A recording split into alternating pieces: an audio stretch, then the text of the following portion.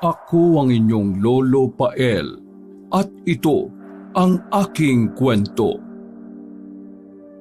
Talong! Talong po kayo dyan! Bili na po kayo ng aming talong! Hindi kayo matatalong! Salip ay kayo ay mananalong! Mananalong sa sarap! Kaya bili na po kayo ng talong! Long na mura pa!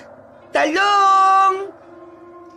Sumisigaw at magiliw na inaalok ng 10 taong gulang na batang si Egbert ang mga dumadaang tao ng itinitindang talong. Isang oras may gitna siyang sigaw ng sigaw sa pagtatawag ng mga parokyang bibili sa kanya. Ngunit bigo siyang makaagaw ng pansin. Ate, talong ka po dyan oh.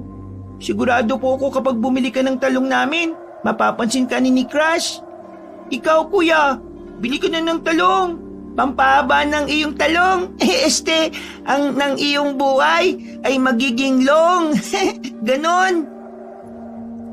Napapaihip-boga na lamang ang paslit sa hangin. Walang kwenta ang mga tagline niya. Naisip niya na napaka-corny pala ng ginagawa niyang pag-aalok. Sa pagod na makaagaw ng pansin ng mga tao, napaupo na lamang siya at matamang tiningnan sa harapan niya ang isang batyang napupuno pa rin ng kulay ubing mga gulay. Maging ang kiluhan ay sinipat niya ng tingin. Wala man lang nagtatangkang dumampot ng talong at may tumimbang doon. Ay nako, ang tumal ngayong araw na to. Mabuti pa nung nakaraang buwan, taon. Sa bagay, bagong taon, bagong talong, bagong gulay ang mabibenta. Ay... Napapailing na lamang siya sa frustration. Napalingon si Egbert nang marinig niya ang matinis na tawa ng kanyang ate Viorel na may kinakausap sa cellphone. Inis na tinawag niya ito.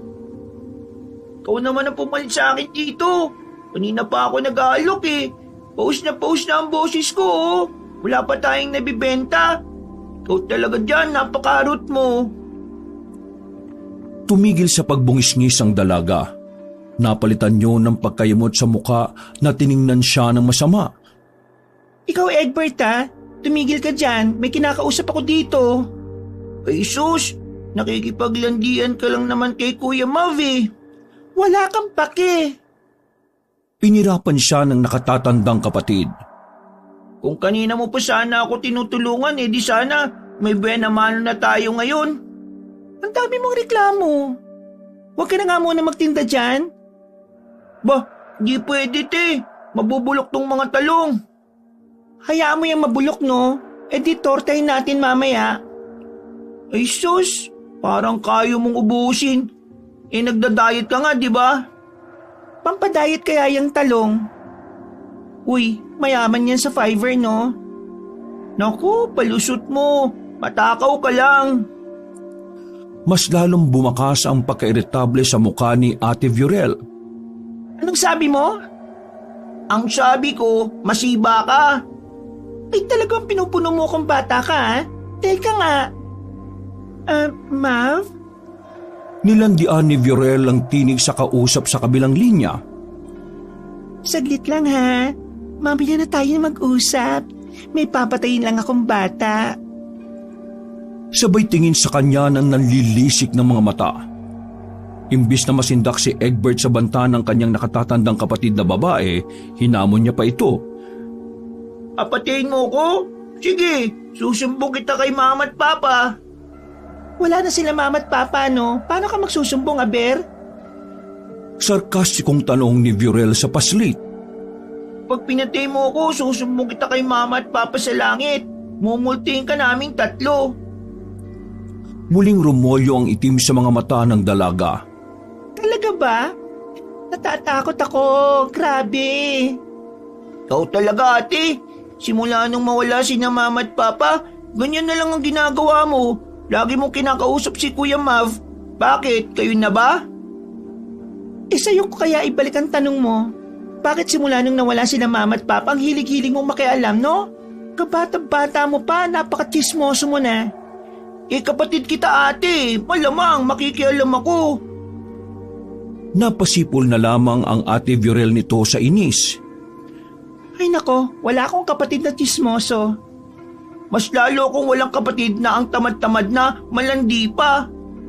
Aba, inuubos mo talaga ang pasensya ko ha. Inatake na si Egbert ng kanyang ate.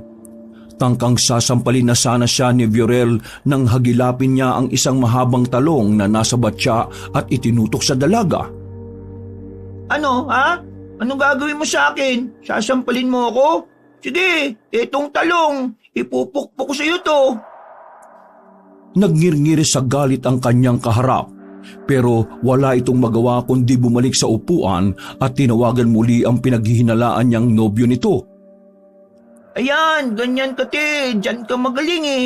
Sa pagiging marot mo kay Kuya Mav. Hindi na pala kita tututukan itong talong. Feel ko te, natututukan ka na ng talong ni Kuya Mav eh, at naputukan pa. Laking gulat ni Viorel sa lumalabas sa bibig ng bata nitong kapatid. Nagpantig na ang tenga ng dalaga. Hindi na talaga ito nakapagtimpi at tinapik ng malakas ang bibig ng paslit. Napakabastos mo. Ganyan ba itinuro sa iyo ni Mama at Papa nung nabubuhay pa sila? Biglang may nangilid na luha sa mga mata ni Egbert at nasa po ang nasaktang bibig. Bakit eh? Ikaw ba? Ganyan ba itinuro sa iyo ni Mama at Papa nung nandito pa sila? Ha?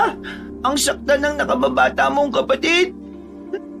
Namimiloso po ka pa talagang bata ka, ha? Sige, subukan mo akong sampalin ulit eh. Lalayas ako. Paghamon niya sa kanyang ate. Gusto mo bang sagutin ko yan sa'yo, ha, Egbert? Ang sakit nun, te. Ang sakit ng ginawa mo sa akin. Nagkalat na ang mga luha sa mga mata ni Egbert. Habang sapu-sapu pa rin ang nasaktang bibig, biglang may tumubong kakarampot na konsensya sa puso ni Viorel sa ginawa nito sa nasaktang kapatid. Ikaw naman kasi, kung ano-ano sinasabi mo, nasampal tuloy kita. Wala, te. Mapanakit ka talaga. Buti pa nung nabubuhay sina Mama at Papa eh. Di mo ako pinagbubuhatan ng kamay. Ganyan ka na pala simula nung mamatay sila eh. Lumabas ang tunay na kulay mo bilang ate. Nagtatampong saad niya sa dalaga. Hindi naman kita sasaktan kung ginagalang mo lang rin ako bilang ate mo eh. Nire-respeto at ginagalang naman kita, ate. Pero napakatamad mo kasi. Akala ko ba kapag tayong dalawa na lang ang matitira, magtutulungan tayo dito sa paglalako ng mga talong. Magtutulungan tayong magkapatid. Pero mas inuuna mo pang makipaggarutan sa ibang lalaki kaysa sa akin na bunso mong kapatid ang alagaan mo tulungan. Wala na ba akong karapatan pagsabihan ka? Porque bata lang ako at ikaw ang matanda, ha? May tama rin naman ako, di ba? Tama rin ako sa mga sinasabi ko kahit bata pa ako. Unti-unting napagtanto ni Ate Viorel ang lahat ng mga sinabi ng nakababata nitong kapatid na si Egbert. May tama siya pero may mali rin naman ito. At dahil doon, humingi na ito ng dispensa sa kanya. Egbert, sige na, sorry na. Tawarin mo na si ate. May himig ng pagsusumamo ng Ate Viorel sa kanya. Hindi ko na ito ulitin. Uy, sandali. Saan ka pupunta? Bakit mo dinala yung mga talong? Hoy, Egbert! Pinalis na ng paslit ang mga luhang nagkalat sa kanyang mga mata. Humihikbi pa rin siya pero pinapakalma na niya ang sarili habang bitbit ang batya na naglalaman ng punong-punong mga talong. Tumayo na siya at lalabas na ng bahay. Hindi ate, diyan ka na lang.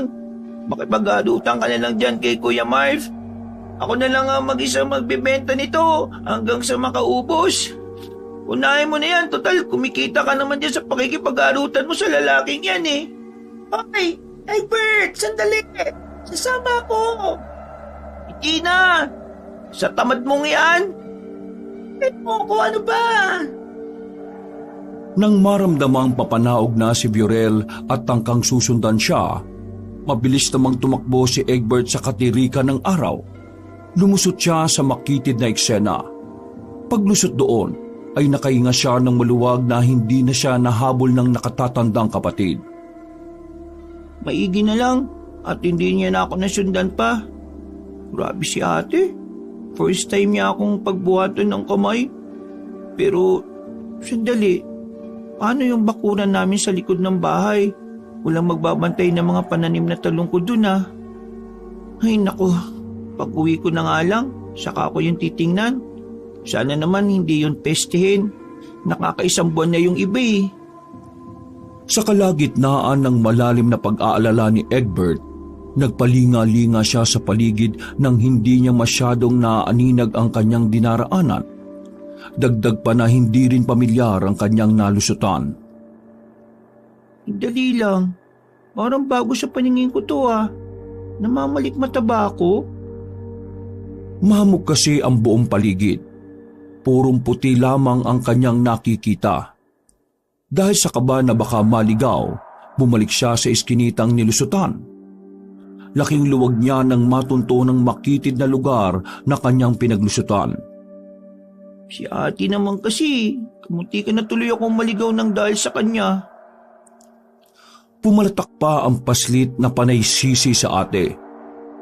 Sunod pa kasi siya ng sunod eh. Siguro, dito na lang ako sa amin mag-aalok ng mga talong ko. Kinabahan talaga ako dun ah. Ay, kabayo! Napapitlag si Egbert sa gulat at nabitiwan ng tangan niyang batya na naglalaman ng mga talong sa lupa. Nang biglang may humawak sa kanyang balikat. Nagsikalat ang mga talong na kaagad naman niyang pinulot. Pasensya ka na kung ginulat kita. Kanina pa kasi kita tinatawag at hindi mo ako pinapansin eh. Abala naman ng batang si Egbert na ipunin ng mga nagkalat na talong kung saan-saan. Naririnig mo ba ako, Dong? Nang maipon na ni Egbert ang mga talong sa batya, hinarap niya yung matandang lalaki na humawak sa kanyang balikat. Lolo, bakit niyo po pala ako sinusundan? Saan po kayo galing? Takang tanong niya sa misteryosong matanda. Taga dyan ako sa kabila. Sa pinaglusutan ko pong iskinita, doon kayo nang galing? Oo, nakita kasi kita, Dong, na may dala kang mga talong. Kaya kita tinatawag. Tinitinda mo ba yan? Natawa naman ang musmos. Bakit po, Lo? Bibili po ba kayo? Bibiling ko lahat ng mga yan. Napamaang si Egbert sa narinig. Tama po ba yung narinig ko sa inyo, Lo? Papakyawin niyo po itong mga tinitinda kong mga talong? Bakit, Dong? Ayaw mo ba? Ay, hindi po. Nabigla lang po ako, Lo. Huwag ka mabibigla. Kailangan na kailangan ko ngayon yan eh. Sana yung isa dyan, mahanap ko yung butya. Ano po yun, Lo? Wala. Saka pwede bang wag mo na akong tawagin na lolo? Hindi pa naman ako tumutungtong sa pagiging senior citizen ko. Mang Kalisto na lang. Ay, sorry po, Lo. Mang Kalisto. Bago ka lang din po kasi sa paningin ko eh. Ano na? Pakyawin ko na yung mga tinitinda mong mga talong. Sige na, magkano ba lahat yan? May galak na tanong ng Ginoo sa kanya. Saradong 300 piso na lang po. Dinukot ni Mang Kalisto ang pitaka nito sa bulsa. Kumuha ito roon ng 3 tig-100 pisong papel. Saka inabot sa kanya. Dong, eto. Naku, salamat po, Mang Kalisto. Ay, sandali lang po ay pa-plastic ko na po lahat. Hindi na, Dong. Wag na. Akin na yung batya. May lakad po ba kayo, Mang Kalisto? Bakit parang nagmamadali po yata kayo? Pagtatakang tanong ni Egbert sa matanda. Hindi, 2 oras na lang kasi malapit na magdilim. Magdilim? Bakit po? Huwag ka na maraming tanong dyan, Dong. Heto na, para sa batya, dagdag bayad. dadagdagan ko ng 200. Saradong 500 na yan ha. Akin na lang yung mga talong at ambatsa mo. Hindi man matanggal sa isip ni Egbert ang weirdong ikinikilos ng bagong kakilalang magiging suki niya ng mga talong. Buong galak na ibinigay niya ang mga itinindang gulay. Maraming salamat po, Mang Kalisto. Akala ko po, mabobokya ako ngayong araw eh. Dumapo naman ang mga mata na matandang lalaki sa bahay nila ng kanyang ate Viorel. Bakit po, Mang Kalisto? Diyan po kami nakatira ni Ate Viorel ko eh. Alam ko. Malamig na tugon ni Mang Kalisto sa kanya bago lumusot sa iskinita at bumalik sa kinaroroonan nito. Napapakamot na lamang ng ulo si Egbert sa misteryosong matandang kakakilala pa lang niya. Ang weird naman ng lolo na yun. Pero salamat sa kanya. Akala ko wala akong mabibenta ngayong araw eh. Ayos, naka500 din ako. Saad niya sa sarili bago pumasok na sa kanyang tahanan. Aapak na sana siya sa bukana ng pinto nang tawagin siya ni Viorel. Hingal na hingal itong nag-aalala sa kanya. Pinagod mo ako sa pag-aalalang bata ka. Saan ka ba nagpunta ha? Saka, nasa na yung mga talong na bitbit mo? Dinedba ni Egbert ang dalaga. Tuloy-tuloy siyang pumasok sa loob ng bahay. Hoy, Egbert! Kinakausap pa kita eh. Huwag mo nga akong talikuran. Sinarado niya ang magkabilang tenga. Kunwari ay wala siyang naririnig. Pumasok si Egbert sa kanyang silid at akma na sanang isasarado yon. Subalit pinigilan niyo ni Viorel ang pinto. Bunso, usap tayo. Ate naman, maaga ako matutulog ngayon. Bago pa ako bukas para mamitas at tanguin ng mga talong natin sa bakuran. Magtitinda pa ako para makabenta uli. Ang aga mo naman matulog, mag-aalas 6 pa lang ah. Wala akong pake. Di ba wala ka naman pake sa akin? Kaya ano ba ate? Bitiwan mo na yung pinto, matutulog na ako. Hindi pwede. Kagad pumasok ang dalaga sa silid ng paslit at sinarado kagad yon. Iubos ka na, Ate Viorel. Ano ba? Ang kulit mo. Huminga muna ng malalim si Viorel bago siya nito hinarap. Umupo ito para pantayan ng taas niya na hanggang balikat lang ng dalaga. Pasensya ka na sa ate kanina. Sorry. Kasi natapik ko yung bibig mo. Hindi ko talaga sinasadya. Unti-unti ko na rin nare-realize sa sarili ko ang mga pagkakamali ko. Pinapabayaan lang kitang magtinda ng talong, samantalang ako, inuuna ko pang makipag-usap kay Kuya Mav mo. Pero wala eh. Nililibang ko na lang talaga yung sarili ko para makalimutan yung pagkamatay ng mga magulang natin. Mahabang paliwanag ni Ate Viorel sa kanya na nag-uumpisa ng maging emosyonal. Ibinabaling ko na lang talaga sa ibang tao. Kapag kasi kinakausap ko si Kuya Mav mo, nawawala ang lungkot ko. Hindi kita tinutulungan magtinda ng mga talong dahil mas lalo ko lang naaalala sina Mama at Papa na katuwang natin magtinda ng ganyan. Naiwan na nga lang sa akin ang bakuran nila para tamnan ng mga talong dahil yun na lamang ang tanging alaalang iniiwan nila sa atin. Sana maintindihan mo si ate. Napakasakit lang sa akin ang pagkawala nila. Biglaan. Ate? Hinaplos niya ang mahabang buhok ng kanyang ate. Kasabay noon ang paghimas niya ng likuran nito.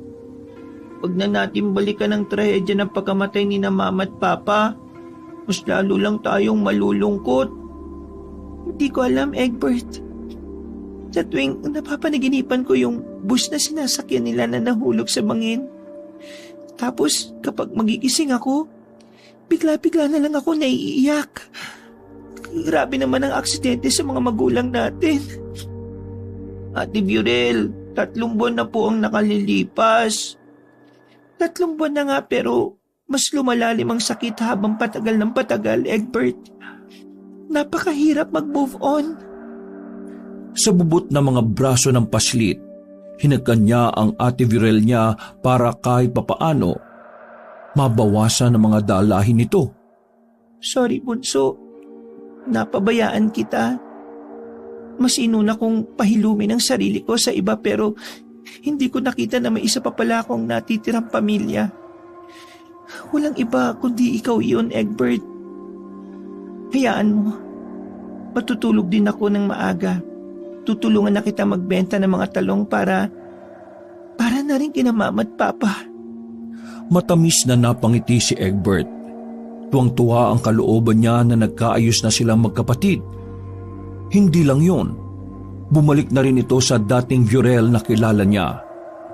Pagpatak ng 6:00 ng gabi, natulog sila kaagad.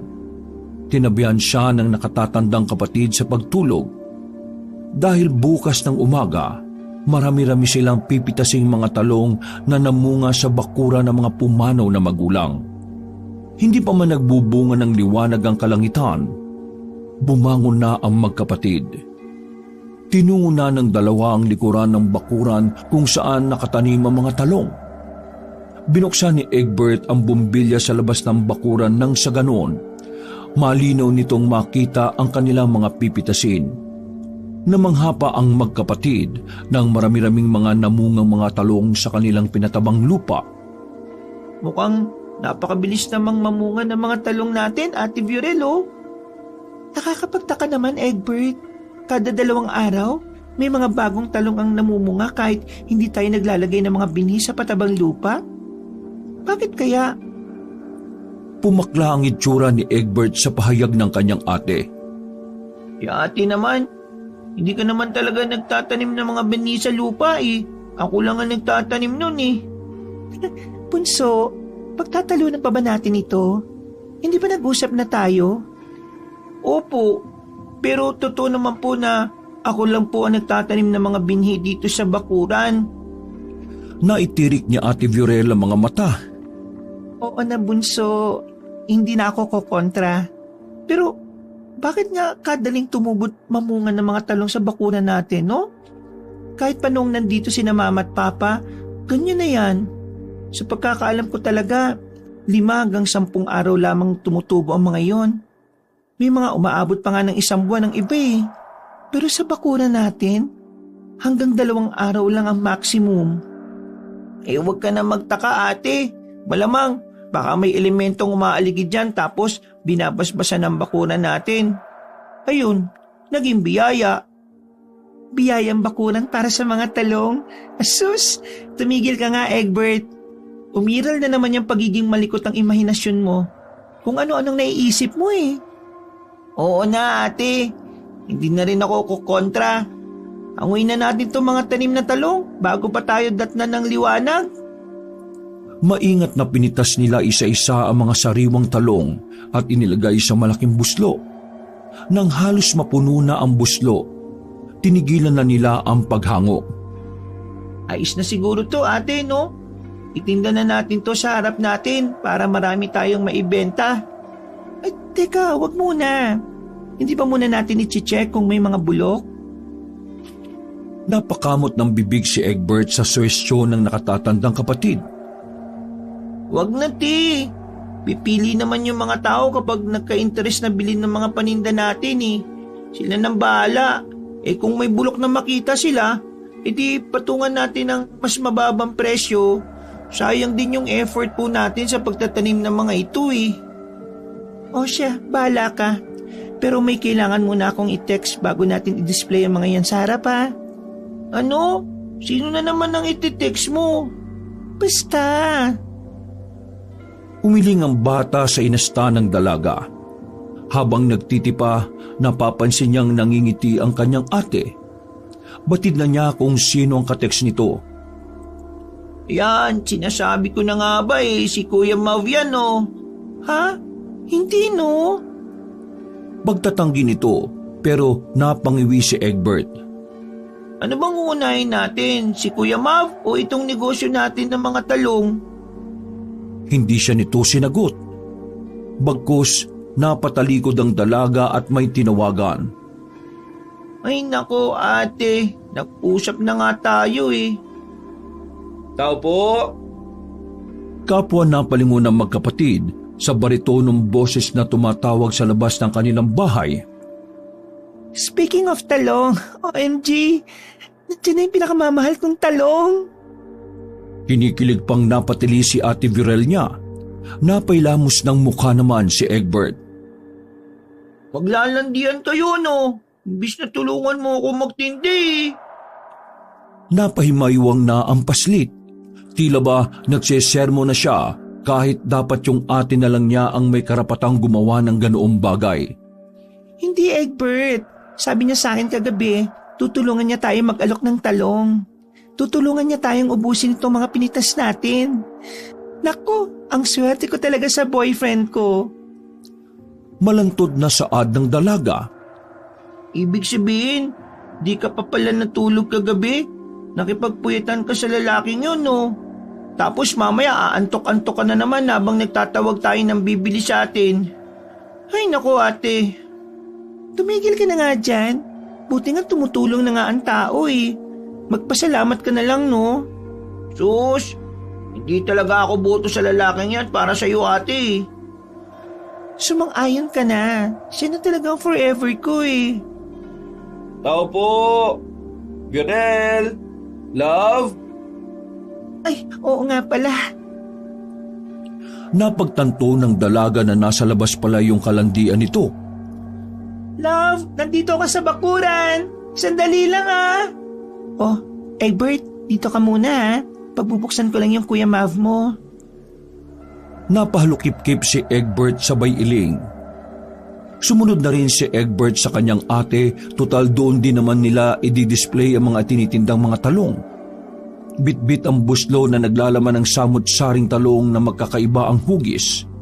Merong mahaba, maliit at patabingi ang pagkurba. Napansin siya ng binatan ng lidigaw sa ate niya. Agad siyang pinansin ni Mav. Uy, Egbert, kumusta? Talong time no see ah. Gets mo yung joke ko? Talong time no see. Sumama ang timpla ng itsura ni Egbert. Oh, bakit? Ba't di ka tumatawad dyan? Tawa ka naman oh. Napapaya ako sa ate mo eh. Bakit ako tatawa kung wala naman nakakatawa? Sumeryoso ang pagmumukha ni Mav. Napapakamot na lang ito sa ulo sa pagkakapahiya. Ay nako, pareho-pareho kayo ng ugali ng ate mo minsan. Nagmana nga talaga sa iyo yung batang yan, no? Hoy nako Mav, huwag mong pansinin ang batang yan. Bugnutin kasi yan lalo na kapag bagong gising. Ay nako, antok pa ako eh. Oh, Virel, mahal. Gusto mo bang matulog muna? Tatabihan kita. Ay, kayong dalawa. Tulungan niyo ako sa pagbitbit ng mga talong. Kanina pa ako nangangawit oh. Pambabasag ni Egbert sa namumuong paghaharuta ng dalawa. Ikaw ate ha. Kayo na nga ata talaga eh. Hindi no. Boyfriend na niya ako. Sinipat niya ng naiinsultong tingin ng kanyang ate Virel. Sus, dinay-dinay ka pa dyan. Magpapaliwanag pa sana ang dalaga pero inunahan na niya ito. Huwag ka nang tumutol. Nadulas ka na kahapon. Boyfriend mo na pala ah. Natameme na si Virel. Naging kulay kamatis naman na magkabilang pisngi ng binata. Pinilig ka namang lalaki ka. Sige na. Sabi mo tutulungan mo kami ni ate. O yan, buhatin mo yung buslo. Dali mo dun sa labas. Inabot ni Egbert ang buslo rito. Hindi may pinta ang mukha ni Mav ng buhatin yon. Ang bigat pala nito. Tigilan mo ako sa kaatihan mo, kuya. Palalaki mong tao. Ate, nagustuhan mo talaga itong si Kuya Mav? Napaka-weak. Date ko pa ako, kayang-kaya kong buhatin yan eh. Dahil sa sinabi ng paslit sa binata, wala nitong nagawa kundi buhatin ang buslo na naglalaman ng punong-puno ng mga talong. Yan, tama yan. Gawin mo lahat para kay ate. Napakainin mong kumilos. Ako? Mainhin? Never! Binitbit pa ni Mav ang dalawa pang buslo na naglalaman ng talong na naiwan sa likod ng bakuran nila. Pagkatapos ay inilatag na nila yon sa mahabang lamesa sa labas. Inumpisahan na nilang magtawag ng mga bibili sa kanila. Talong! Talong po kayo dyan. Bili na kayo ng masustansya at masarap naming talong. Mga ate, kuya, talong po. Pwede sa matanda, pwede pa sa bata. Pwede sa tomboy at bakla. Pwede sa payat at mataba. Maiksi at mahaba.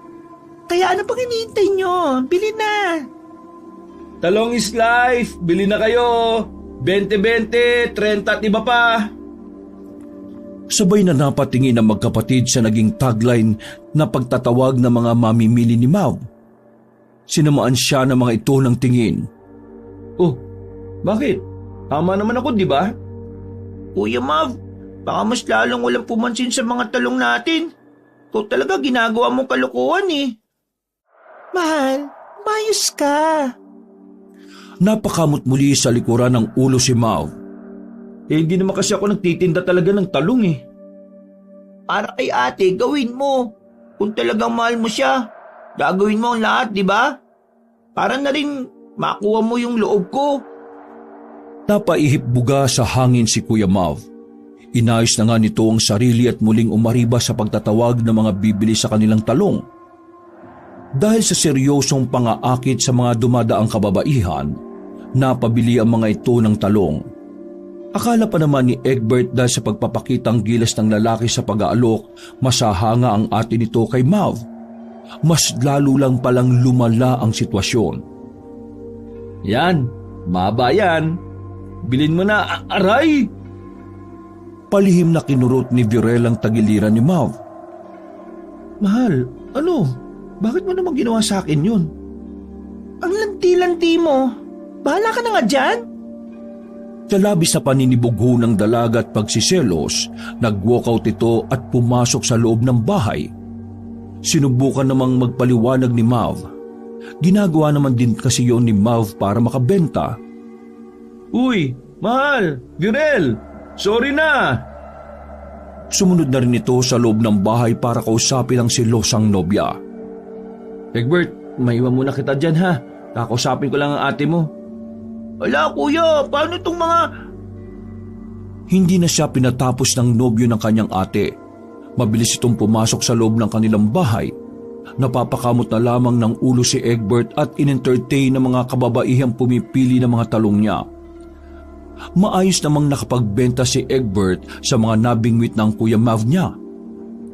Ayos din si Kuya Mav ah. Gamitin ko rin kaya yung karisma niya para bumili sa akin ng mga chicks. Indatan ko rin sila.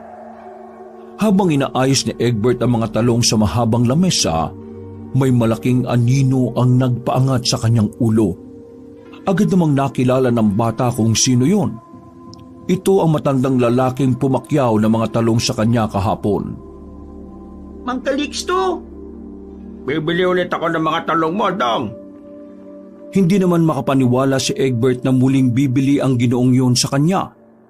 Magiging pangmatagalang suki niya na yata si Mang Calixto. Ayos po yan, Mang Calixto. Ano po? Papakyawin niyo po ba ulit yung mga talong ko? Tumangutango ang ginoo. Basta, wala kang ititira sa mga talong na yan, ha? Magkano pa? 200 pesos na lang po, Manong. Ay, sige. I-plastic mo na lahat yan.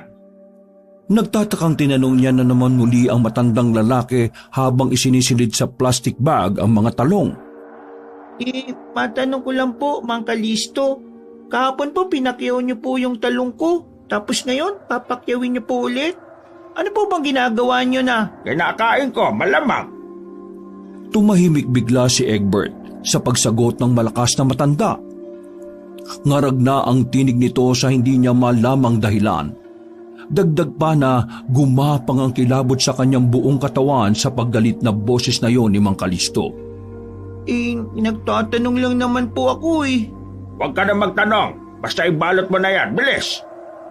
Kating-kati na talaga ang matanda na yon na ubusin nito ang kanyang mga itinitinda. Nang may plastic na niya lahat at inabot kay Mang Calixto, sinuri pa yun ng ginoo. Ibinato sa kanya isa-isa ang mga patapong talong. Inuuod na, nabubulok. Ay, Mang Calixto, aray! Huwag mo naman po ako batuin ng ganyan, aray! Dapat hindi mo na sa akin ibinibigay ang mga bulok eh. Kailangan ko lang ngayon ng puro sariwa. Tanga! Huwag niyo naman po akong pagsalitaan ng ganyan, Mang Kalisto. Ay bakit hindi? Tindero ka eh. Dapat hindi mo na sinasama ang mga bulok sa paninda mo. Palabong nandito yung mutya na hinahanap ko eh. Kaya dapat, ito mga sariwa lang ang binibigay mo sa akin, ha? Patuloy pa ring marahas na inaalis ni Mang Kalisto ang mga nabubulok na talong. Wala naman siyang magawa kundi pulutin ang mga yon. Humingi na lang si Egbert ng dispensa sa matanda nang paalis na ito. Pasensya na po, Mang Kalisto hindi na po mauulit. Sana bumalik kayo uli. Fresh na eggplant na po ang ihalo ko sa susunod. Halos mangiyak-ngiyak si Egbert sa ginawang yun sa kanya ni Mang Kalisto. Isa-isang pinulot ng paslit ang mga tinapon na talong. Nahahabag siya sa sarili pero sa kabilang banda, nagpapasalamat pa rin siya sa matanda dahil nakabenta sila. Grabe naman si Mang Kalisto. Sayang din naman tong mga bulok ng mga talong magagamit pa ang mga to Tanggalin lang talaga yung bulok, pwedeng-pwede na itong mapakinabangan. Saka, ano ba yung mutya na sinasabi niyang yun? Napaka-weird talaga ng tsuki ko na yun. Sa kahuli-hulihang talong na nilalangon at nabubulok ang dinampot niya at inilagay sa buslo, may napansin si Egbert na parabang nagliliwanag sa parting nangingitim. Nagsalubong ang kilay ng paslit. Amoy na pinutakdi talaga yon ng peste pero may kakaiba talaga sa huling talong na pinulot niya na isa sa binato sa kanya ni Mang Kalisto. Ha? Ano ba to? Biniyak ni Egbert ang isang nabubulok na talong. Napamulagat siya na sa itim na parte ng bulok na talong may maliit na batong hugis talong din. Kulay ubi rin ang batong yon na hugis pakubra na may kaunting berde. Lumiwanag yon sa kanyang paningin.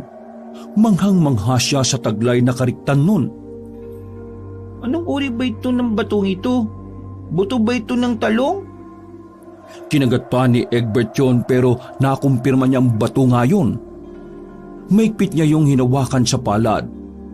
May kakaibang naramdaman siya sa kanyang buong katawan. Bigla lang ay nawala ang kaninang antok niya at parabang nadagdagan ng enerhiya. Anong nangyayari sa katawan ko? Parang ang sigla-sigla ko ngayon Nang marinig na palabas na ang magkasintahan, itinago ni Egbert sa kanyang bulsa ang batong hugis talong. Magkahawak ang kamay ng magkarelasyon na sinalubong siya. Tsak siyang nagbati na ang dalawa. Oh, Egbert, wala na yung talong? Sumenyas ang paslit. Wala na puti. Tospok na. Ayos Siguro yung mga babaeng kinindatan ko kanina nag-ubos no? Ouch! Joke lang naman, mahal. Malakas na tinapik kasi si Mau sa braso ni Viorel. Hindi po, ate, kuya. Yung matandang lalaki din po na pumakyaw kahapon ng talong ang humubos ng talong ngayong araw. Wow, that's good. Napakagalante naman ng suki mo na yon, Egbert. Sino kaya yon? Nagkibit balikat ang paslit. Hindi ko alam, ate. Kaso, napakaras lang po niya kasi yung mga bulok pong talong, binato niya sa akin. Ay, grabe naman pala yung matandang yon. Walang konsiderasyon. Hayaan mo na po, ate. At least, nabayaran naman po niya. Pinakyaw niya lahat. Kung sa bagay. Teka nga saglit, Mav. Mahal, nahihilo ako.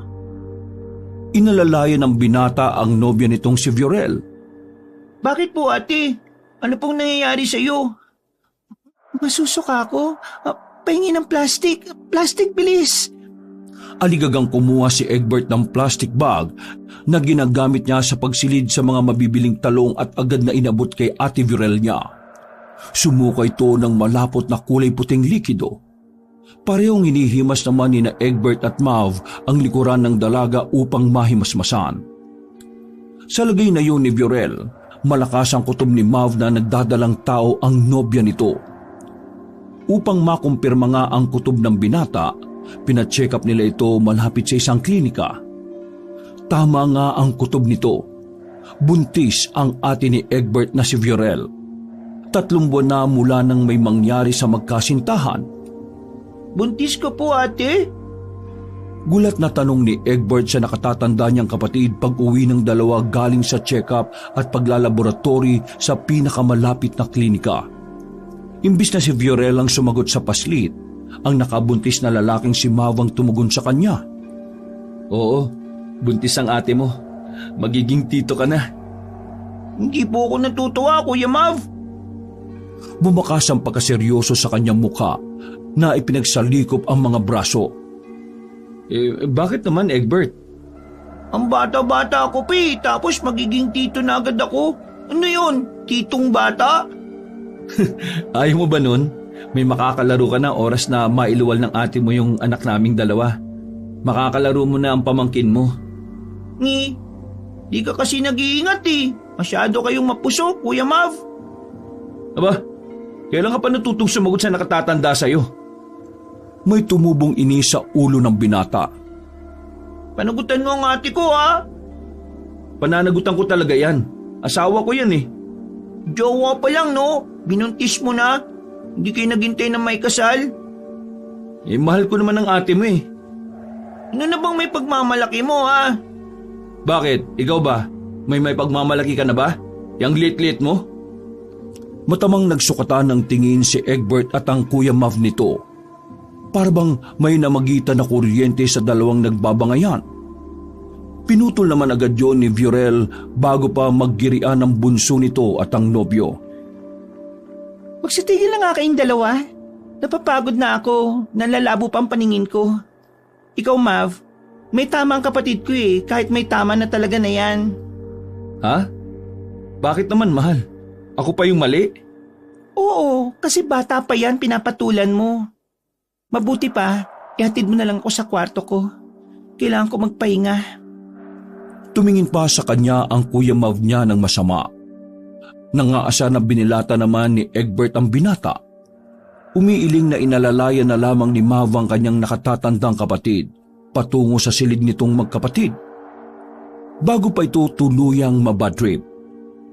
Sa puntong yon, dinukot ni Egbert sa bulsa niya ang kumikinang na batong hugis talong. Sobrang nakakaakit yon sa mga mata. Hindi lang nagiging matingkad ang kariktan nito. Tila ba nagdadala ito ng enerhiyang mas lalong nagpapalakas sa kanyang buong katawan. Ano bang klaseng bato na ito? Nakita ko sa bulok na talong. Masyado namang maiwaga. Maliban ba sa nakakaramdam ako ng kalakasan dito? Ano pa kayang ibang kapangyarihan ang kaya nitong gawin? Ikinuyom ng batang lalaki ang kamao. Pinakiramdaman niya ang buong bahay. Pumikit. Bigla siyang dumilat nang maramdaman niya sa buong katawan ang negatibong presensya na kung anumang nilalang. Ha? Sa bakuran? Bulalas ni Egbert sa sarili. Tinuntun niya ang likod ng bahay na bakuran. Sumilip siya ng bahagya sa bintana. Napansin niya sa may bakod na parang may tumitik-tik na matanda. Sino yan? Naitutup niya ang bibig ng makilala na si Mang Kalisto yon.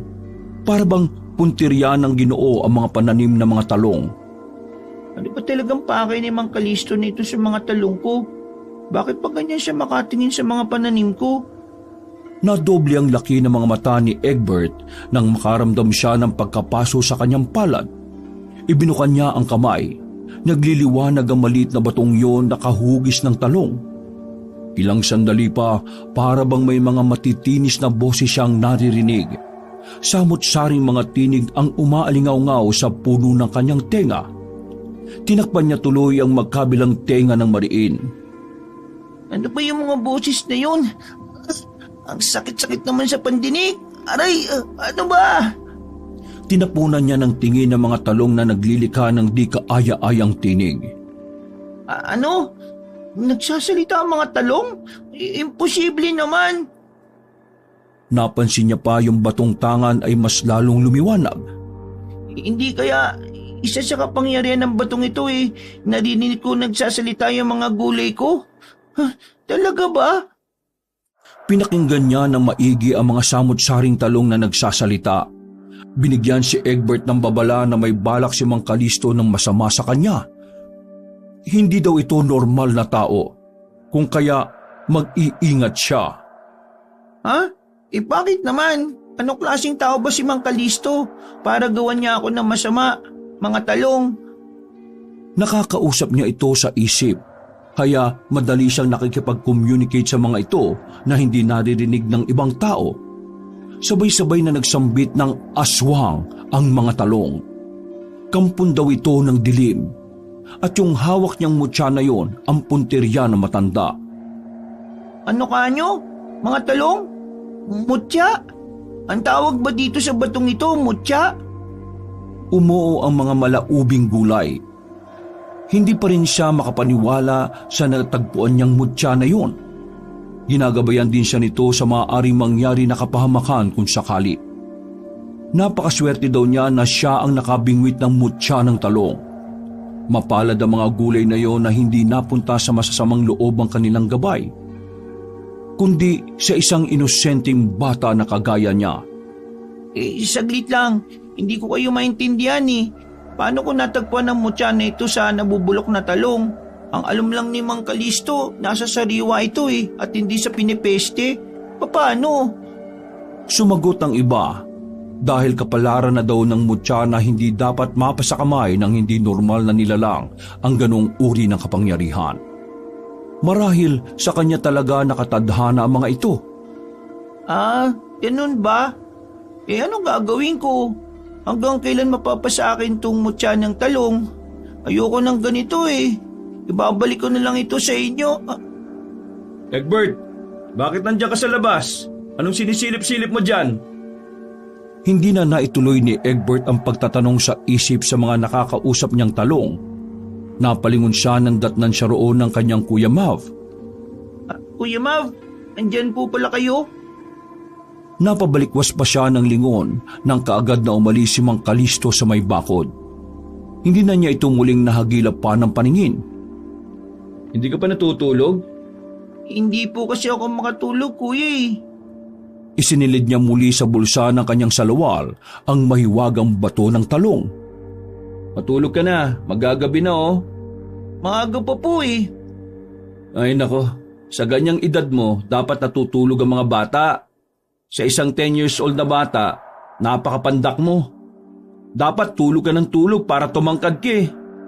Kuya Mav naman, huwag mo nga akong maliitin. Tatangkad din ako, no? Huwag ka po magalala. Wala po sa tulog-tulog yon.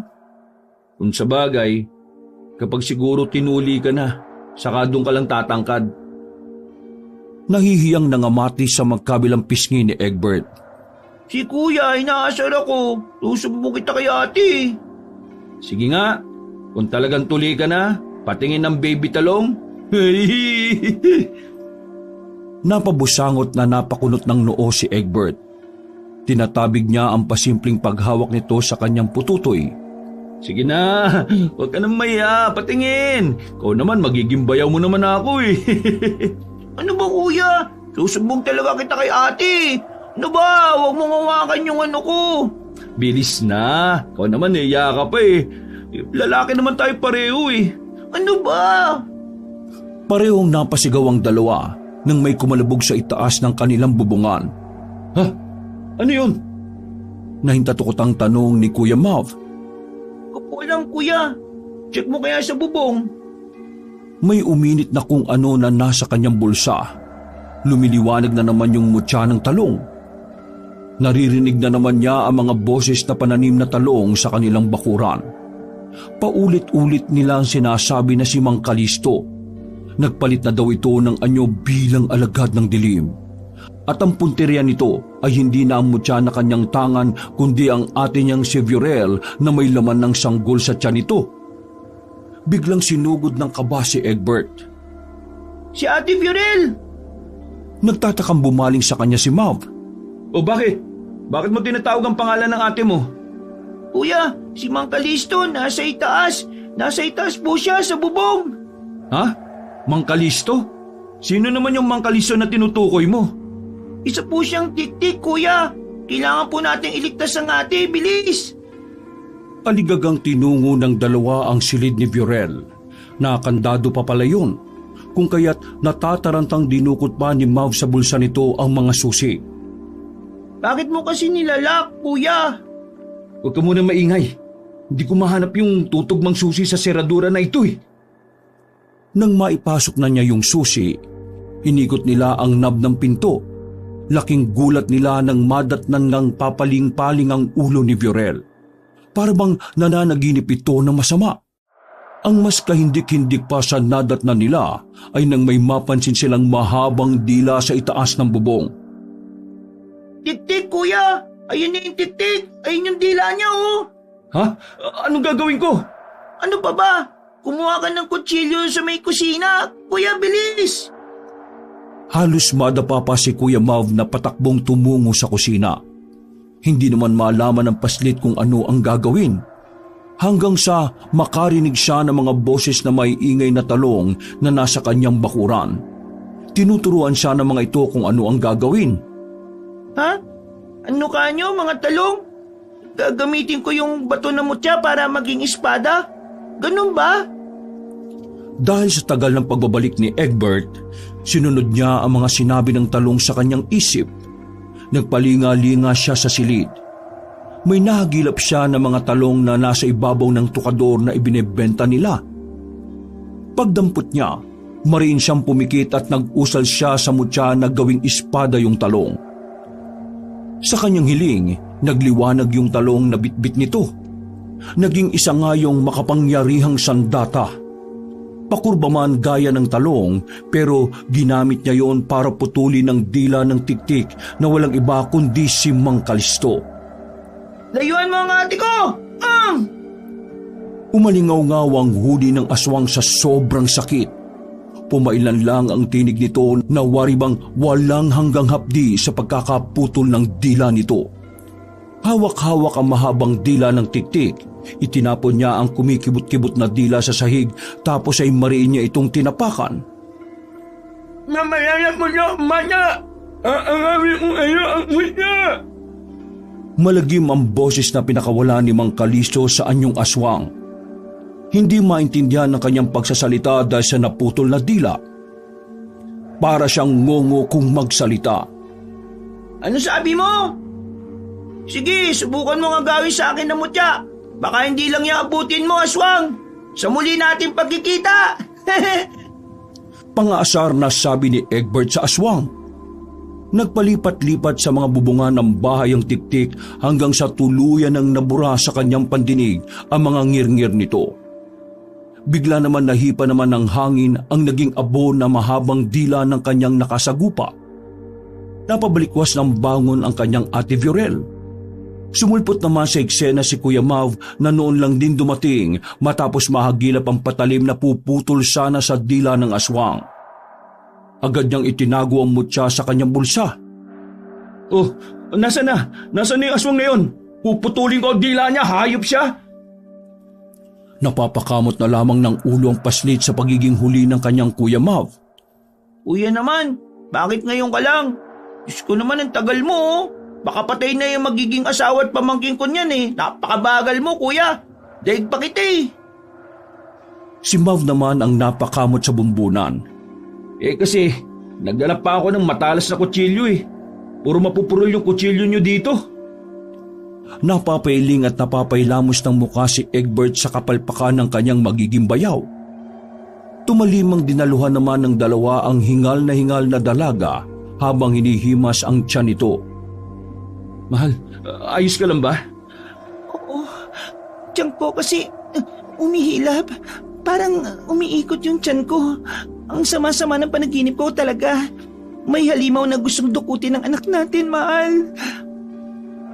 Sa hindi malamang dahilan, napahagulgol si Fiorel. Maigpit na hinagka ng binata ang nobya nito. Nakisalo na rin ng yakap ang bata. Masakit pa rin ba ang tiyan mo ngayon, mahal? Tumangutango si Fiorel. Kaya mo, may tatawagan ako manghihilot bukas. Magaling siyang manghilot ng mga buntis. Isa rin siyang albularya.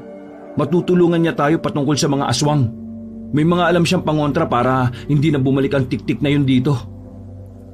Hindi pa rin maawat sa kakaiyak ang ate Viorel ni Egbert. Dahil doon, pareho na nilang tinabihan ng dalaga nang sa ganoon ay mabantayan ito sa nakaambang panganib sa buhay na dinadala nito at sa sarili.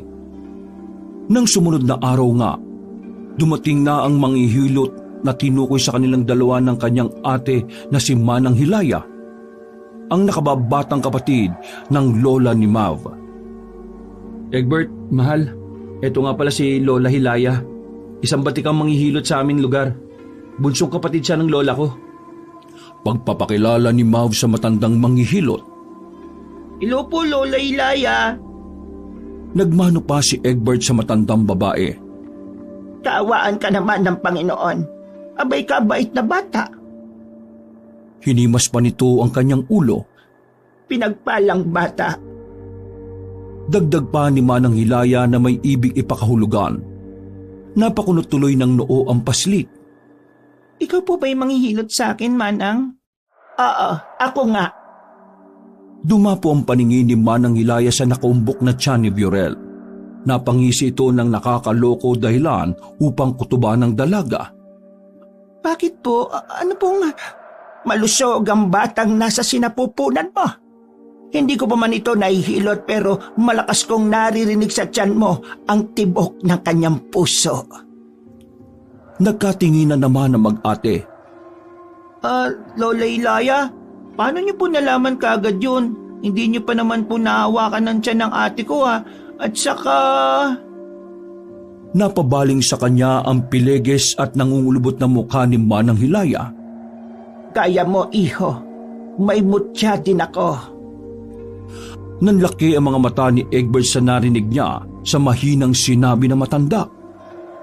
Paano niyo po nalaman na may mutya ako? Saka ano pong klase ng mutya na meron kayo, Lola? Naglitawan ng mga baku-bakong ngipin ni Manang Hilaya. Hindi ko maaaring sabihin kung ano ang mutya na meron ako. Ganon ka rin. Huwag mong sabihin. Baka mawalan niya ng bisa. Sige ka. Paano niyo po nalaman? Nagkibit balikat ang manghihilot na matanda. Napakiramdaman ko lang. Ganon naman talaga kapag may kapwa kamutya, di ba? Nararamdaman mo yun kaagad. Marahil ikaw, hindi mo pa yun nararamdaman sa ngayon dahil bago mo palang na ginagamit ito. Pero kapag natutunan mo na yang gamitin, mararamdaman mo rin sa ibang taong may hawak ng mutya na may mga gabay din sila. Gaya mo. Hindi na nasundan ang pag-uusap ng matanda at bata nang simulan ng hiluti ni Manang Hilaya ang nakaumbok na tiyan ng kanyang ate. Napasinghot-singhot ang manghihilot. May naamoy itong hindi kaaya-aya sa paligid. May panganib na tumitik-tik ngayon sa iyo, iha. Marahil nakamanman siya sa labas. Mag-iingat ka. Biglang bumaling sa kanya si Manang Hilaya at saka may sinabi rito. Protektahan mo ang ate mo at ang bata sa kanyang sinapupunan. Kahit na anong mangyari, gamitin mo ang kapangyarihan mo laban sa aswang na gustong pumatay sa ate mo at gustong agawin ang mutya mo. Kagad naman yung nakuha ni Egbert sa katumango. Opo, Lola. Pag-aralan mong mabuti ang mutya na ipinakaloob sa iyo, iho. Tumango ulit ang batang paslit sa manghihilot. Pawang naguguluhan naman ang itsura ni Mab sa pinagbubulungan ng dalawa. Ano bang pinagbubulungan nyo, Lola Hilaya, Egbert? Napaihim si Manang Hilaya. Nilinis nito ang lalamunan. Hudyat na may idudura itong laway. Wala po. May pinapayo lang ako sa bata. Ganun po ba? Sige po, ituloy nyo na po yung ginagawa nyo. Hinagod-hagod ni Manang Hilaya ang umihilab na tiyan ni Viorel. Dumadaing ang dalaga sa sobrang hapdi na nararamdaman. Iko, Manang Hilaya, napakasakit po ng tiyan ko. Ano po ba nangyayari? Naitirik ng matanda ang mga mata. Puro puti na lamang ang mga mata nito na may sinasambit na kung anong lingwahe. Nararamdaman ko na nandito siya. Tiisin mo lang, iha. Nasa paligid lang ng inyong bahay ang alagad ng dilim. Lumakas ang ihip ng hangin sa paligid habang may sinasambit ang manghihilot na kung ano. Napansin naman ni Egbert na tila may lumiliwanag sa dibdib ng matanda. Parang yun ang pinakatatago niyang mutya. Lola Hilaya, yung mutya niyo po. Tumaas ang kaliwang kilay ni Mav. Hindi na talaga nito maintindihan ng dalawa tungkol sa pinag-uusapan nila Mutya. Ano ba kasi yung mutya na yan? Kahapon pa naloloko ang ulo ko, Egbert eh. Bakit hindi mo masabi-sabi sa akin yan, ha? Sabihin mo nga sa akin. Kuya Mav, hindi pwede. Bakit hindi pwede? Basta, Gusto mo bang kutusan kita? shh! Huwag kayong mag-ingay na dalawa. Sinaway na matandang manghihilot si Egbert at Mav. Kapag pinupuno nyo ng negatibong aura ang tahanan na ito, mas lalo lamang lumalakas ang kapangyarihan ng aswang. Labas sa ilong na tiningnan ni Egbert ng masama ang kanyang kuyang bayaw. Kaya hindi ako buto sa iyo eh. Ang kulit-kulit mo eh. Hindi ka lang ama ng dinadala ni ate. Manda ka sa akin, bata ka. Ano? Ano ba? Magsatigil na nga kayo. Sumasakit na ang puson ko eh. Ayaw nyo pa rin tumigil na dalawa. Dinig na dinig ko pa rin yung bulungan nyo. Aray! Nakarinig ang lahat ng huni ng pagsipol sa labas na rumirindi sa pandinig ng apat. Napapikit si Manang Hilaya at sa pagdilat nito, bumalik na ulit sa normal na mga mata. Inililis ni Burel ang damit at tinakpang yung umbok ng tiyan, habang ang dalawa kasalukuyang nagtatakip na mga tenga. Ano yung ingay na yun? Ang sakit sa tenga, Lola. Hindi ko na yata matitis to. Tiisin nyo. Hindi tayo pwedeng pag-api sa aswang na yan. Pero Lola, bakit naglilika ng maiingay na huni yung aswang na yun? Pakipaliwanag nga po. Di po ba sa gabi lang po sila lumalakas? Hindi kaagad nakasagot si Manang Hilaya. Nakamatay ito sa dalaga na nakasapo sa lumulobong tiyan. Tila ba yun ang pinupunteriya ng halimaw? Isang malakas na uri ng aswang ang umaaligid sa iyo. Gabi man o maski may araw, kayang-kaya niyang makapagpalit ng anyo anumang oras. Siwalat ni Manang Hilaya. Hindi ito maaaring mangyari, Lola Hilaya. Ibig bang sabihin nito, nakapag-anyong tik-tik po siya kahit maliwanag na? Oo, apo. Kaya hindi dapat tayo mapaghalataan na umiepekto sa atin ang kanyang bala. Magpakatatag tayo at mamaya ako naman ang kikilos upang itaboy ang aswang na gusto kayong paslanging magkapatid. Mailap na bumaling sa kanya at sa atin itong buntis si Manang Hilaya. Lumakas na naman ang loob ni Egbert. Kinausap ulit ng paslit ang manghihilot sa mahinang tinig kung pwede na niyang gamitin ang bitbit na pinakatatagong mutya. Huwag mo na, iho. Kapag ginamit mo yan, mas lalo lang siyang magiging marahas na kunin niya sa iyo ang hawak mo mutya. Pero kating-kati na po ako, Lola. Gusto ko na pong supuin ang aswang na yan. Sumunod ka lang sa akin. Mas mabuti nang nag-iingat tayo kaysa mas lalo pa tayong mapahamak. Sinunod na lamang ni Egbert ang mas nakatatanda sa kanya dahil mas eksperyensado si Manang Hilaya na gumamit ng mutya. Hihintayin na lamang niya ang hudyat nito. Maya-maya pa, nawala na sa pandinig nila ang maingay na pagsipol na nililikha ng tiktik. Ayan, wala na. Heto na ang pagkakataon natin. Inutusan ng batikang manghihilot sina Egbert at Mav na kumuha ng mga kakailanganin nito. Bilang albularya at isang mangkukulam, nagluto ito ng pambihirang langis sa maliit na kawali. Inilagay agad yun ng matanda sa maliit na botelya. Inalog-alog. Pinatakpan nito ang bitbit na insenso. 10 insenso na stick ang nasa mga kamay ng manghihilot. Pinausukan niyo ni Manang Hilaya. Pagkatapos ay may mga inusal na lingwahe. Isang dasal na sapat na upang maitaboy ang panganib sa buhay nilang apat. Nanlaki pa ang pares sa mga mata ng paslit nang magliwanag muli ang nasa dibdib ni Manang Hilaya. May gumapang na namang kilabot sa balat ng paslit. Dumilat muli ang mga mata ng manghihilot. Nagputi na naman yon. Mas tumindi pa ang liwanag na nasa dibdib ni Manang Hilaya.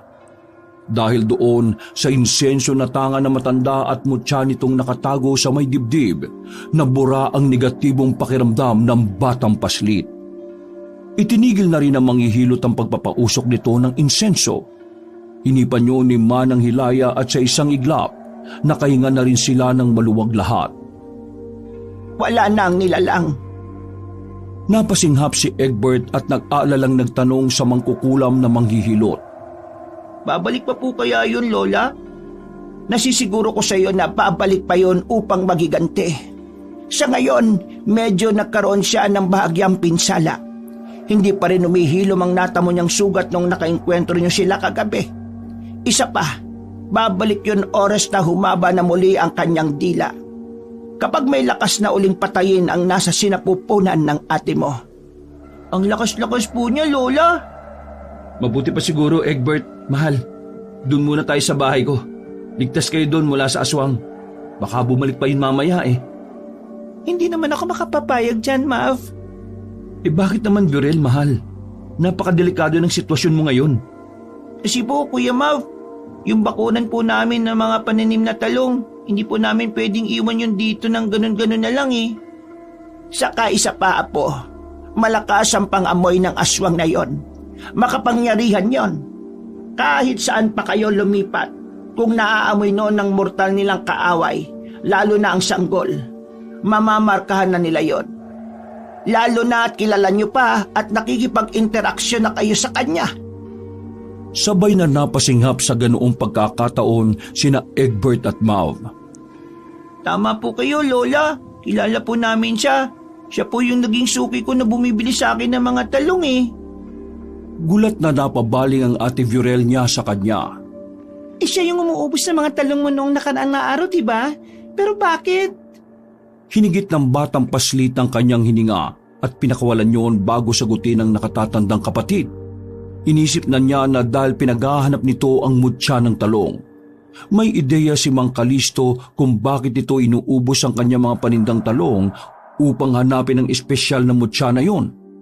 Paniguradong may kasabot ito upang sumalakay doon. Hindi ko alam, ate. Nagkibit balikat si Egbert. Nagsinungaling ito na hindi niya alam nang sa ganon maproteksyonan ito. Mas mainam na hindi nito alam ang tungkol sa mutya para hindi ito pagdiskitahan ng malakas na tiktik na yon. Marahil, siguro naamoy niya talaga yung baby mo. Kaya siya umatake dito sa atin sa bahay. At talaga, Bunso, hindi tayo basta-basta magtiwala sa kahit na sino. Marami pa rin ng tuso eh. Akala mo nagpapakita sila ng kabutihan sa kapwa pero bandang huli, pakitang tao lang pala yan para makuha yung gusto nila. Napatingin si Egbert ng masama kay Kuya Mav niya. Oh, bakit ka sa akin nakatingin? Hindi naman ako pakitang tao, uy. Talaga ba, Kuya Mav? Siguro pagkatapos mga anak ni Ate Viorel, iiwan mo na siya, no? Kasi pakitang tao ka lang eh. Uy, hindi ah. Magiging loyal ako sa ate mo kahit anong mangyari. Pangako, pex man, mamatay man. Totoo ba? Ganyan kayo mga lalaki? Kapag nakuha nyo ng gusto nyo, basta-basta nyo na lang kaming iiwang mga babae? Mahal naman. Nagkakampihan pa kayo ng kapatid mo eh. Malamang, kapatid niya ako eh. Bakit? May angal ka? Nakipaghamunan pa ang paslit kay Mav. Kagat-kagat pa ang labi ni Egbert. Tignan ko lang paglaki mo. Manloloko ka rin ng babae. Ate lulukoyin ka nga ni Kuya Mav. Ay naku, sumasakit na ang ulo ko sa inyong dalawa. Ikaw, Egbert, tumahimik ka na nga. Dati magkaaway tayo. Ngayon, kayo namang dalawa. Hindi ako pala away, no? Baka ikaw, ate. Shh! Magsitahimik na kayo. Ang iingay ninyo. Natameme ang tatlo sa saway na yun na matandang manghihilot. Asya, magbibili na lamang ako ng mga pangontra sa inyo para hindi pasukin ang bahay nyo ng aswang. Minano-mano ng bili ni Manang Hilaya sa tatlo kung ano ang kailangan ng sa gayon hindi bubulabugin ng tiktik na yon ng kanilang tahanan. Tinandaan nyo ng tatlo. Nilista. Pinayuhan naman siya ni Manang Hilaya na gamitin ng gusto ang mutyang tangan para makontrol nito yon nang naaayon sa kabutihan. Maraming salamat po talaga sa tulong nyo, Lola Hilaya. Walang anuman yon, Apo. Basta ikaw. Salamat po na marami, Manang. Medyo naginhawaan na po ang tiyan ko. Susundin ko po lahat ng mga bilin niyo sa akin, Lola. Kaawaan kayo ng Diyos. Sige na, at ako'y lalarga na. Magilo na nagpaalam ang manghihilot sa kanilang tatlo. Mag-iingat po kayo, Manang. Inalalaya naman ni Mav ang matanda sa labas. Hatid ko na po kayo malapit sa inyo, La. Ay nako, Apo. Huwag ka na mag-abala pa. Kaya ko na ang sarili ko. Ipainom mo na lang sa nobya mo ang likidong nasa botelyang ibinigay ko sa iyo. Epektibo yon upang lumusog ang bata mula sa sinapupunan niya. Nagmano si Mav at nagpaalam sa lola nito. Opo, La. Ako na pong bahala sa magiging misis ko. Ingat po kayo, ha. Kinawayan naman ng tatlo ang paalis na matanda. Habang may nakaguhit ng ngiti sa labi ni Egbert, nakarinig naman ng mga panaghoy mula sa bakuran niya sa likod bahay ang paslit. Napalitan ng ngiti niya ng pagtataka. Tila humihingi ng tulong ang mga talong nito sa isip niya hanggang sa mawala na ang koneksyon nito sa bata. Patakbong tinunto ni Egbert ang bakuran. Nagtatakang tinawag siya ni Mav, ganun din si Viorel na maingat lang ang paghakbang habang nakahawak sa nakaumbok na tiyan. Laking gulat niya nang madatnang nangamatay na mga talong sa bakuran. Nangitim na mga ito at kinakain na ng peste. Ano ba yan? Anong nangyari sa mga talong ko? Bakit ganito? Hindi maaari. Yung mga patabang lupa, bakit nagiging itim? Lus mangiyak-ngiyak na ang dalaga sa mga nakita. Sobrang dami ng mga bubuyog at langaw ang nasa kanilang bakuran. Pinuputakte ng mga peste na katakataka kung saan man ito kusang sumulpot. Paano nagkaroon ng mga ganyang insekto dito? Wala po kong alam, kuya. Lagi naman itong inaalagaan eh. Pero bakit ganun? Pumapalatak naman si Mav sa mga nasisilayan. Kung sino man ang may kagagawa nito ay dapat managot. Siguro yung tik-tik naman na yun na si Mang Kalisto, no? Sigurado ka po ba dyan, kuya? Magagawa yan ng isang aswang? Hindi ba? Sinabi na nga ni Lola Hilaya na malakas ang aswang. Malamang, yun ang may pakana. Dapat na talaga natin siya masugpo. Ihanda na po natin ang mga pangontra, kuya. Sumang-ayon ang kanyang kuya Mav sa pamamagitan ng pagtango. Tutulong ako. Hindi na po, Ate Viorel. Magpahinga ka na lang po dun. Sundin mo na lang po yung sinabi ng manghihilot sa inyo na inumin mo yung botelyang ibinigay kay Kuya Mav. Ay, ito nga pala, mahal, oh. Inumin mo to. Iniabot ni Mav sa nobya niyang nagdadalang tao ang maliit na botelya. Sinunod yun ng dalaga at nilagok ngayon. Mabuti pa, ate. Magpahinga ka na muna sa loob. Kami na pong bahala sa mga pangontra. Masinop nilang sinunod ang sinabi ng manghihilot na albularya. Hanggang sa binalot na nga ng dilim ang buong paligid. Nang dumating na ang inaabangan nilang aswang, gitla pa sila na hindi nagtugma ang sinabi ni Manang Hilaya na manghihilot na wala pa itong dila ng ganung araw. Dahil napakabilis lang palang tumubo nun. Kitang-kita ng bata at binata ang nakasayad na malalatigo nitong dila sa lupa. Hindi na ka, bata! Harapin mo ka! Ibigay mo sa akin ang masa ng talong! Kung hindi ay papaslangin ko ang ate mo at ang anak niya! Ha! Palagim ang tinig na sigaw ni Mang Kalisto na iwinasiwas pa ang dila sa bakod, dahilan upang maputol ang mga nakabaong kahoy na nakaharang doon. Kuryosong tumingin sa kanya si Mav. Kuya Mav, siguro wala na akong may tatago pa sa'yo. May kapangyarihan ako sa gabay ng mutya mula sa talong. Yan ba ang pake ng halimaw na nasa labas? Pero hindi ko pwedeng isuko ito sa tiktik, kuya. Kailangan ko ito para puksain siya. Huwag mo nang gamitin ang mutya mo. O kung anumang kapangyarihang meron ka. May mga pangontra na tayong nailatag sa bakuran. At hindi na. Ha? Nagimbal si Egbert at Mav nang may kumalabog muli sa kanilang bubungan. Lumulundo na yon at tila ba ginigiba. Kuya, akala ko ba nilagyan mo ng pangontrang bubong natin? Oo, nilagyan ko nga. Pero bakit hindi tinatablan ng aswang? Sinunod lang naman natin ang sinabi sa atin ni Manang Hilaya. Ewan.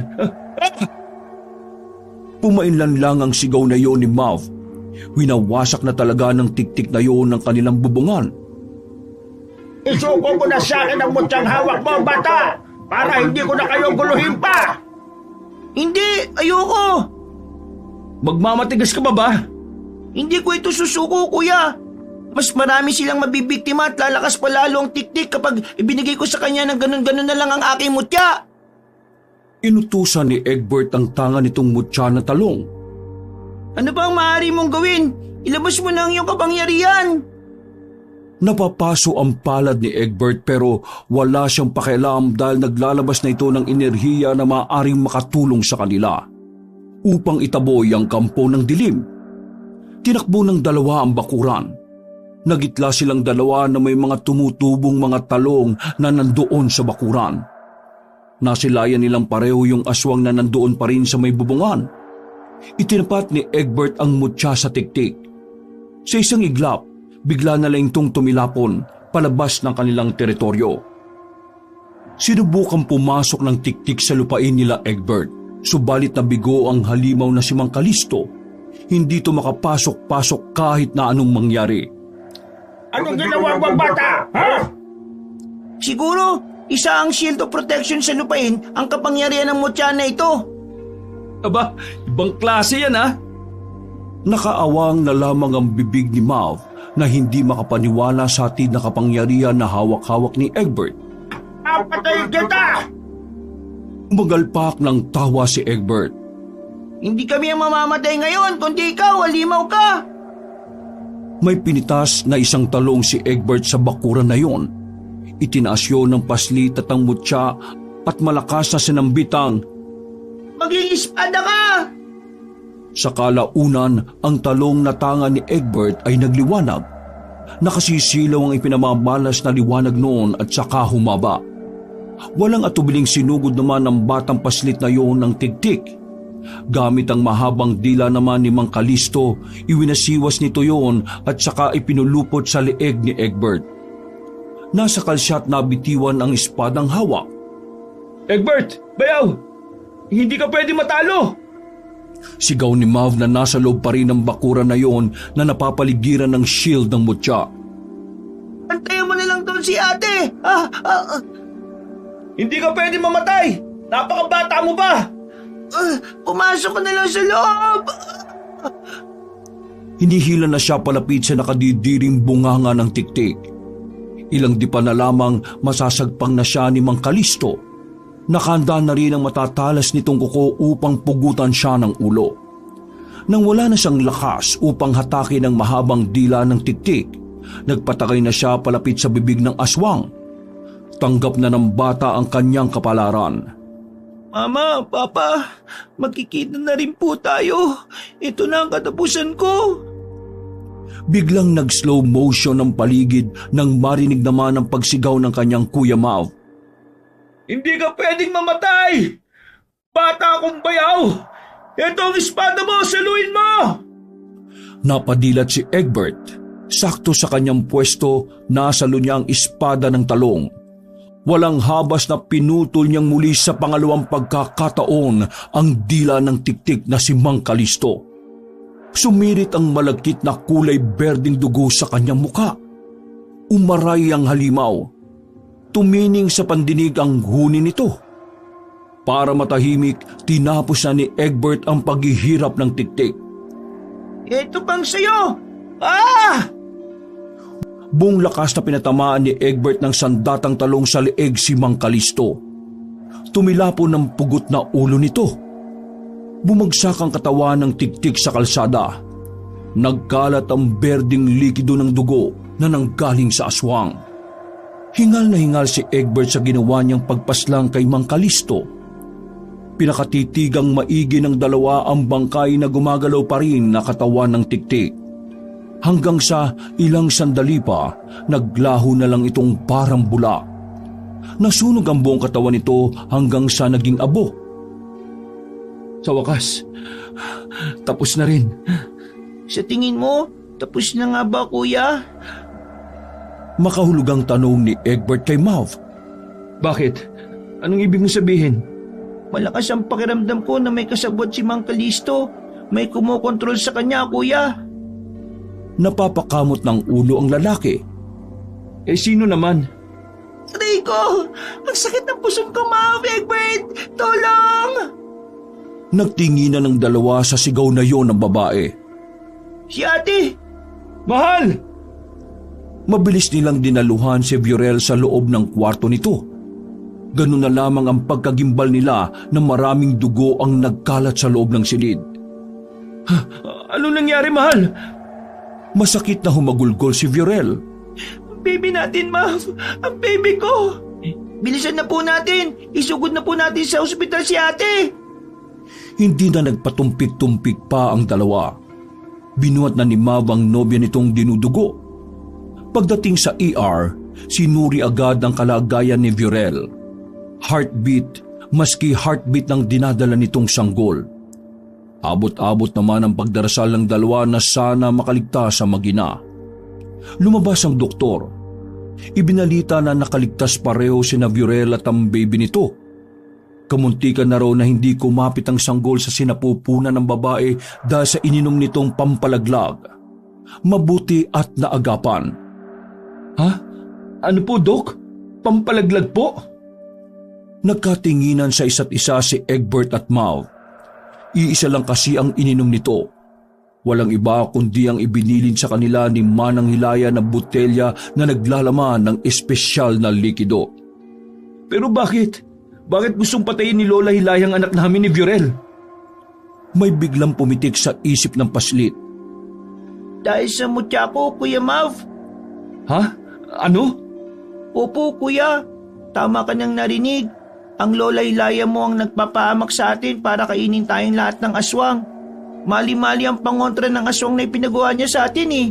At isa pa, pakitang tao lang ang kabutihan niya kahapon dahil gusto niyang maangkin ng mutya ko upang mas lalo siyang lumakas.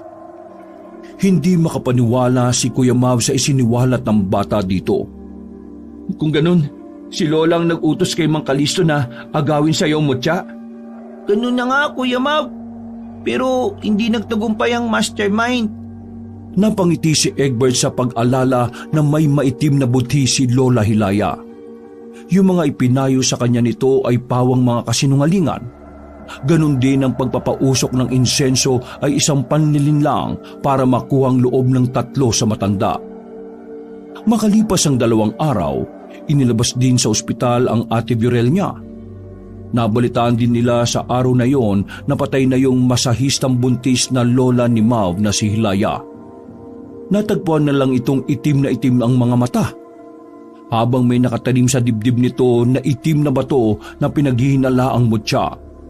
Dahil sa labis na paggamit sa kasamaan ng matanda ng mutya nito, laban sa kanya na inosenteng bata. Naging mitya yon upang matapos ang buhay ni Manang Hilaya. Ikinapahamak nito ang pagiging ganid sa kapangyarihan. Lumipas pa ang 9 na buwan. Nailuwal na rin ni Ate Viorel nang malusog ang baby nito. Lalaking anak ng ate niya at ni Kuya Mav. Tuwang-tuwa ang sanggol sa kanya nang masilayan sa noon. Hello, baby Bertie. Ang laki-laki ng eggplant mo. Mas malaki pa sa akin. Tinunghayan pa ni Egbert ang ari ng baby ng kanyang ate. Dahil dyan, sa iyo ko na ibibigay yung mutya ng talong. Ikaw na ngayon ang bagong tagapangalaga nito. Mapoproteksyonan ka niyan. Pamangkin ko na pangontra sa kasamaan. Mwah! Hinalikan pa ni Egbert sa mag-asawang pisngi ang kanyang pamangkin at magiliw itong kinalong. Lumabas siya ng bahay upang paarawan ang baby ng kanyang ate. Mas marami na tuloy na bumibili sa batang paslit na si Egbert ng mga talong niya. Hindi lang ang ate Viorel at Kuya Mav niya ang katuwang niya na nag-aalok ng mga itinitinda niyang mga talong, kundi kasama na rin ang bagong miyembro ng pamilya na si Baby Bertie, na bagong tagapangalaga ng mutya ng talong. Wakas!